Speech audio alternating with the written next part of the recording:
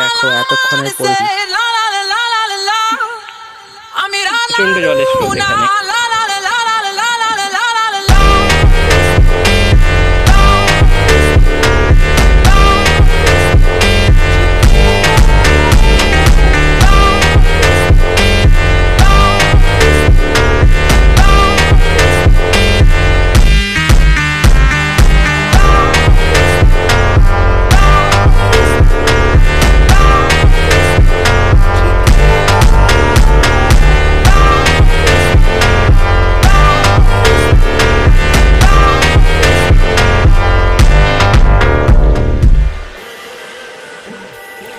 লাইফে প্রথমবার ঝর্ণার জল খেতে মারকান্ডা পার হয়ে চলে এসেছি এই পাহাড়ে।